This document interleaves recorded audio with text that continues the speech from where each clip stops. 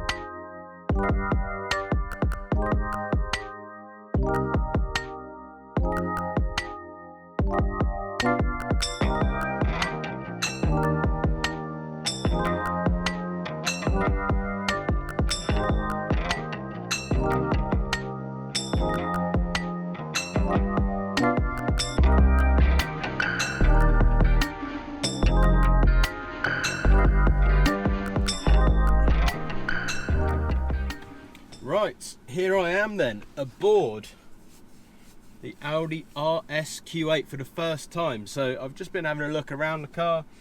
It's really nice in here. It definitely commands the price tag. So much carbon fibre everywhere. The fit and finish is lovely, as you'd expect. The seats, which I don't know if you can see from where you are really nice quilted with the red stitching in this model. Alcantara steering wheel, RS button. Let's see. Right, let's turn off the AC and let's fire it up for the first time.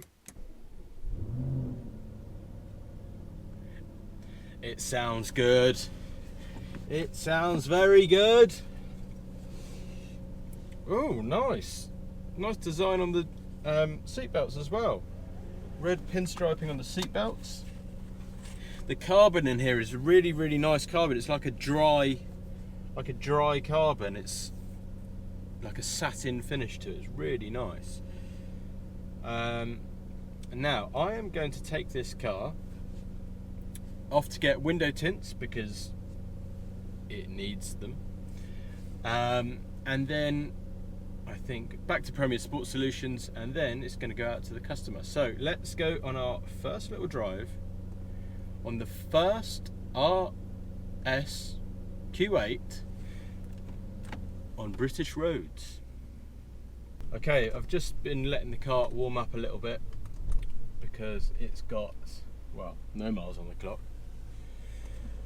We've now got the full rev counter. It was, the red lining was I think at 5 now. It was at 4 or 5, and now it's gone round to 7. I kind of want to put the window down to hear the engine a little bit more, but we'll do that a bit later on because it's pouring with rain right now. Oh, it sounds good. I mean, I'm going to try. Am I going to try and compare it to an Urus? I might, I don't know. As always with any of my little reviews, I have no plan, no clue, not no clue, but no plan of what to say.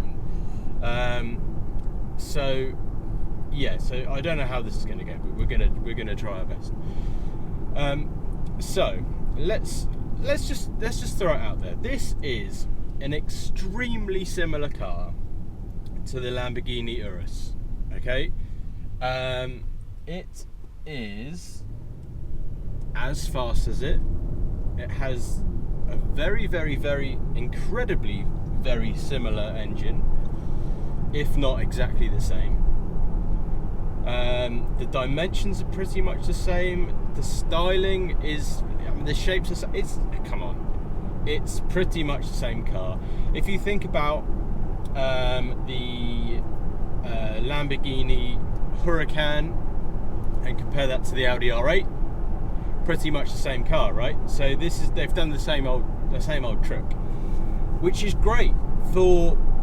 I mean, if I was going to say for normal people, it's still a very expensive car, but it's great for people who want that fun, want that enjoyment, but maybe they don't want that Lamborghini badge, because let's face it, it sometimes comes across with a slight side helping of show off. Like, that's not my personal opinion, but that's sometimes you get that impression that that's what people think if you're driving a Lamborghini. And yeah, so this gives you all the fun, all the car, but with a slightly less showy brand, and that's going to suit a lot of people well. But not only does it come with the less showy brand, it also comes with the price tag of, depending on options, around about £100,000 less. That is a lot of money in anyone's book. I don't care if you're a multi-millionaire. 100 grand is a lot of money. So, little stretch of motorway, just wake it up a little bit. Just cruising along now at, well, I'm going 50 miles an hour, but I'm slowly increasing my speed. It is a wet, horrible, miserable, rainy, very, very wet road day. So this is really going to put it through its paces in terms of the four-wheel drive capabilities, the everyday capabilities of British roads. Where I've got to take it actually is part motorway, part little country B roads. So it's quite actually totally unplanned, but it's quite a good little route. So let's talk about the interior of this car a little bit more whilst we're just motorway driving, because there's nothing really to report here. Let's just tell you, it's very comfortable, it's very refined, it's very quiet when you're on a run. I would imagine, I don't know for sure because I didn't look into it, I would imagine that they have used the cylinder shutdown technology, where it's obviously a V8 and they probably kill some of the cylinders when you're just on a motorway cruise to make it more efficient, but you can't tell, so use the left lane to take the A357 so I don't know if it has or not. It sounds very muscular. It's got that nice V8 low down rumble. So far the impressions are very, very good. I really hope that the sound of the engine is coming across through that camera. It sounds brilliant.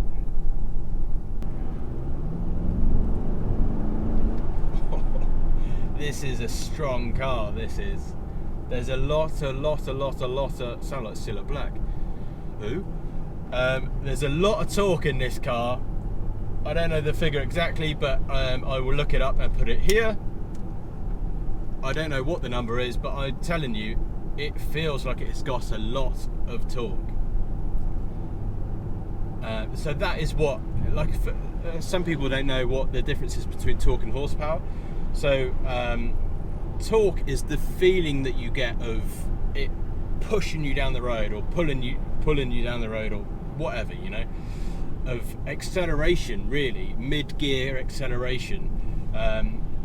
That's what the feeling of torque is. So the more torque it has, the more you'll feel that push back in your seat when you put your foot down. All that, you know, from mid-gear, or from if you're doing 30 to 60 or whatever like that. Horsepower is slightly different. People tend to focus on the horsepower, but horsepower is what keeps you at that speed. So to have a lot of horsepower, anyway, you're bored of this conversation, so am I, but I'll probably get a load of like engineering geeks saying, well, actually, horsepower is measured like this, and this is what... Get in the comments, you know what to do. You like to have a moan, that's fine. That's absolutely fine. So, country lane driving. What is this? I nearly said Lamborghini Urus then. What is this RS Q8 like? Well, let's... okay, so this is interesting. It must have it does have a mild hybrid system, and this is... I'm feeling it now. So, if you imagine stop-start system in a car, right? So, and you'll hear this term mild hybrid more and more and more and more now, because manufacturers have figured out a way to reduce emissions and basically not cheat, but get round the legislations where you have to have a certain amount of CO2, blah blah blah. So what they've done is created a mild hybrid system, right? So that isn't a hybrid. A hybrid is something like a what's that rubbish thing? Oh, the Toyota. What's that one that's really famous and I can't think of it? The one that's in, like, it's all the Ubers of them in London. Toyota Prius, right? Toyota Prius. That was like the first big hybrid, but now there's like loads of them. So that allows you to drive on electric power if there's some in the tank, or it allows you to drive on petrol or diesel power if there's some in the tank. What a mild hybrid is, it's a petrol engine or it's a diesel engine, but 99% of them coming through now are petrol engines. It's a petrol engine that has what they called mild hybridization, where it's basically like start-stop. You know, like your car's probably got start-stop. A lot of cars have got start-stop. When you arrive at a set of traffic lights, kills the engine, right? And then you set off and it goes again. But mild hybridization is where it does that whilst you're driving along, but you're just cruising. So it knows what sort of road you're driving on, how you're driving it. Mile at Roundhouse Roundabout, take the third exit onto Poole Road, A350. How you're driving it, and so let's see if it does it now, because I'm just cruising now, right? I'm driving at 40 miles an hour, 47 miles an hour. It's not going to do it because there's traffic in front. But a minute ago it did do it. I was just cruising, and it basically shuts the engine off and just lets it roll. You don't even notice. You don't notice it's doing it. You only notice it because the rev counter drops down to below 1000 RPM. That's what mild hybrids do. This has a mild hybrid system, as will most cars that come out in the next 3, 4, 5 years, and then it's all going to go electric. So it's a sort of interim between things to try and make emissions come down and make things cleaner, which is good, right? Because you don't notice any difference, so you might as well have a cleaner car for not really any trade-off. Really, like, probably the best thing I could say about this car so far, and it probably doesn't sound like a compliment, but it is that it just feels like a car. It feels like a comfortable, quiet, refined, luxurious place to be, which a lot of SUVs feel that way, but none of them have this amount, well, not many of them, has this amount of fury under the bonnet. And it kind of boggles the mind, really, that you can have an engine that's that powerful and a car that's that fast, but you can just drive it like an everyday normal car that you just don't even think about it. You can just jump in it go to the shop, go to the training, go to the gym, go to work, wherever, and it can just be a normal car. But if you get to a bit of de-restricted road, which I handily just have done, you can put it across into manual. You can drop it down a couple of cogs, so let's not go mad because it's a new car and it's not mine. But oh yes, it's quick. It's quick and it's so stable. Like I said earlier, the roads are soaking wet, like soaking wet, and this just drives through it like you didn't even realise that there was anything on the road. The sound is good. I got to admit, I was a bit worried about the sound because of, again, regulations and new laws and stuff over sound as well as emissions. I was a bit worried that it would sound really quiet and muted, but it doesn't. It sounds really, really good. Well done, Audi. You've nailed it with this car. That's a great job. So I just noticed something, right? So I was coming from the de-restricted area into a 30-mile-an-hour area because we're going through a little village now. And you may have noticed in some cars they have like a little picture saying you can let off the accelerator now and just coast because you don't need to put your foot on the accelerator. Again, trying to save you fuel.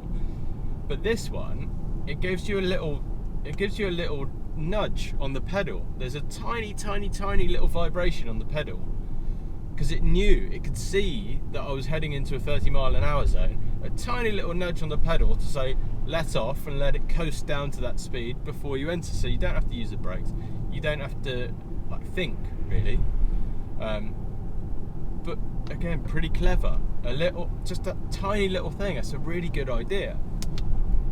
So I am in dynamic mode at the moment. I picked it up in dynamic mode. Let's put it into what's this? There's an RS mode. Yes.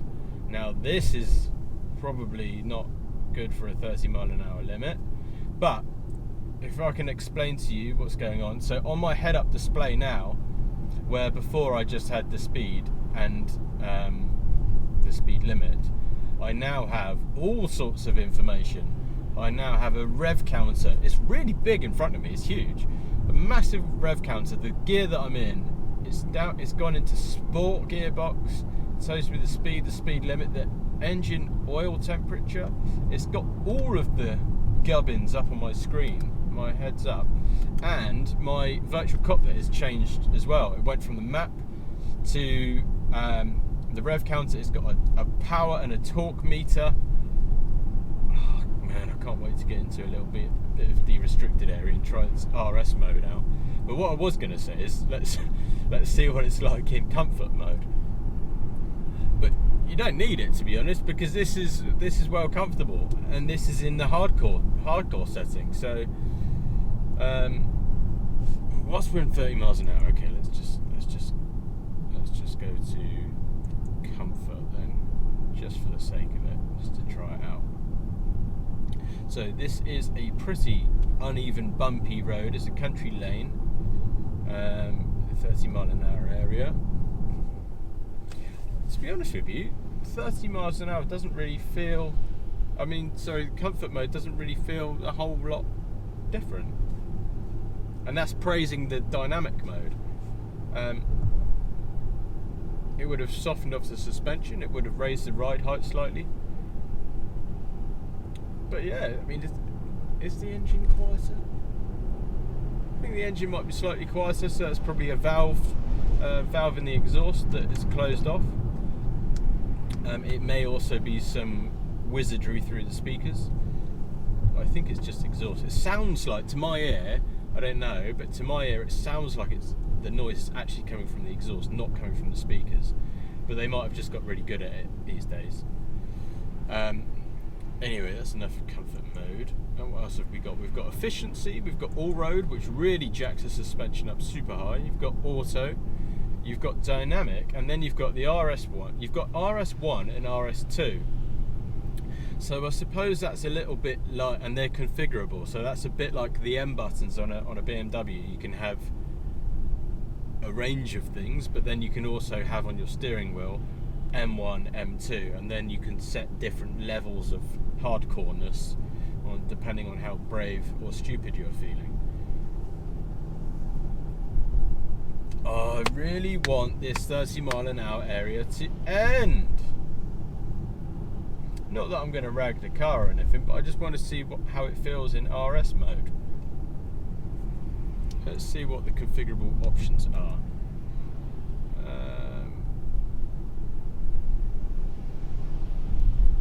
Basically, it looks like it just whacks everything into dynamic, and then maybe it just gives you different displays. That's probably what it is. Let's put it in it. RS1. That's got to be the best one. Okay, so I have I've opened the sunroof and I've opened the rear windows slightly, just so hopefully you guys can hear a bit of engine sound, because I don't know how well it comes across on camera. You'll just maybe have to trust my opinion on it. But let's see if we can give it a couple of beans out of this corner, out of this roundabout. So, second gear, here we go. Oh yeah, it sounds good. Let's put those rear windows up because it's sounding like a helicopter in here. I'll leave the sunroof partially open. It's on the one of those ones, not retracted. In a quarter of a mile, at Two Gates roundabout, continue straight to stay on A354. It sounds great. Here we go, some more noise. God, it grips so well. Like the conditions. I know I keep saying it, but it's important for you to understand how good this car is in these conditions. It really does just fire you along.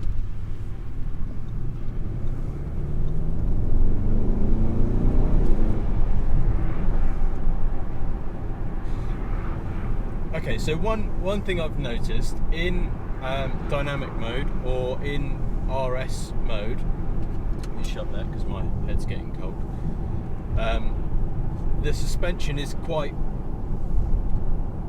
well, I don't want to say it's firm because it's not overly firm, but it's quite bouncy. You can feel, you get bounced along a little bit. It's not necessarily a bad thing, but just something to note.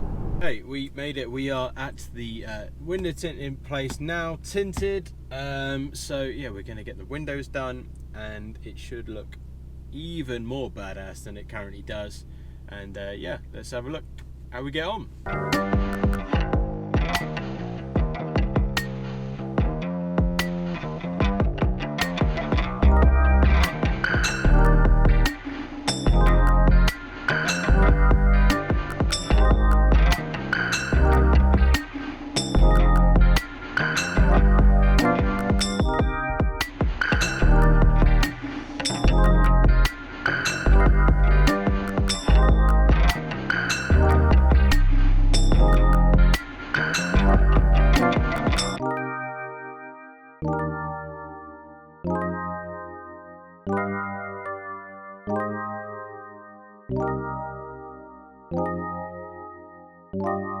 Okay, that is done. We have tinted the car. So thank you to Mike at Tinted, who fitted us in at short notice. Normally he'd come to us to do it, but because of short notice, it came out to him. So that's all good. Looks really good. It's subtle. You probably can't tell any difference from where you are because you can still see out perfectly. It's subtle, but we just wanted to sort of balance the dark windows of the factory privacy glass on the back to the perfectly clear on the front. So it was just balancing it, making it look a little bit better, and it's those subtle little touches that can make all the difference sometimes. Right, so I've now got to well, first of all, take this car back to Premier Sports Solutions, take the picture of it leaving there. It's going to get valeted, and then I'm going to take it to our customer, who is probably about 2 hours away. It's just going to be motorway journeys, so you know, that's not very interesting for you to watch.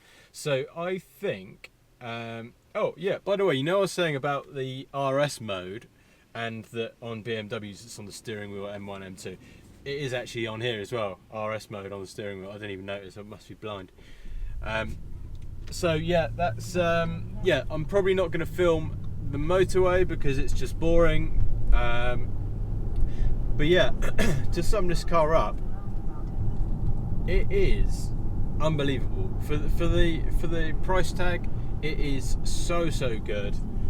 The performance is outrageous. The comfort is amazing. The practicality of the car is amazing, because don't forget, it's just a Q8 basically. It's based on a Q8, which is a really practical family car. But now you can have that, but have fun as well. So yeah, really good. Crammed full of technology. The screens are amazing. The interior is amazing. The seat's so comfortable. I can't really sing its praises any higher. In fact, you know what? I would give this car a 10 out of 10. For my experience today, obviously you need to really live with them to, you know, really judge them. But in my experience today, in the couple of hours that I've been around this car, it's a 10 out of 10 from me. What more could you possibly want? So much fun, so much speed, so much noise, so much practicality. Can do the quiet stuff, can do the comfy stuff.